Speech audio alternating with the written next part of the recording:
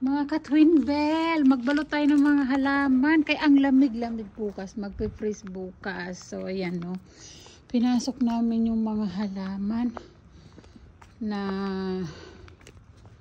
ano, kasi wala na. Sobrang manigas sila. Binalot ko na lang yung iba. Yung plastic. Balutin na lang. Yung iba pinasok namin sa loob ng bahay. Sobrang lamig na kasi mga ka-twin bell, no?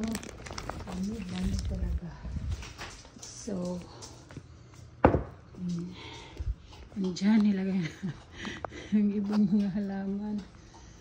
So, dito pa yung iba. Sobrang freezer talaga. Nagpa-freeze talaga mamaya. 30 degrees. Ayan. So, pinasok namin yung mga halaman sa loob. Wala na sa labas. So, halaman sa labas. No? Ang pinasok namin. Okay. Delikado.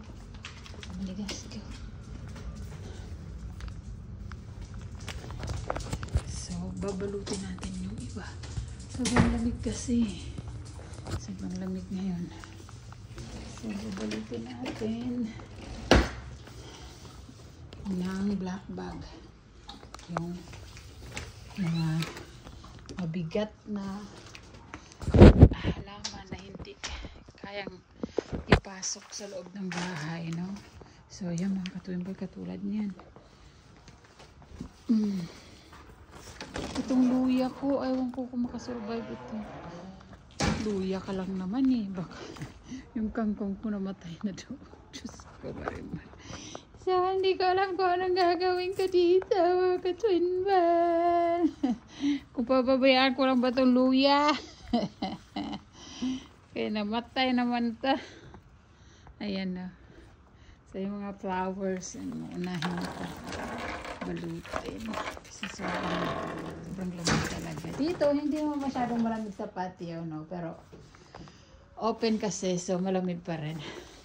So, babalutin lang natin.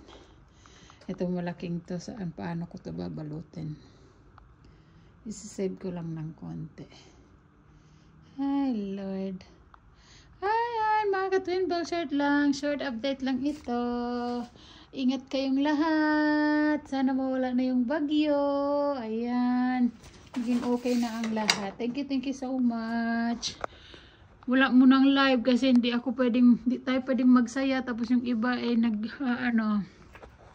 nagdadalamhati dahil nawala ng mga mahal sa buhay, walang bahay, mga ganyan, mga nawala ng mga alaga. So, ewan ko kung kailan. At saka may bagyo pa rin naman sa Pinas. So, yan lang muna mga ka-twin bell.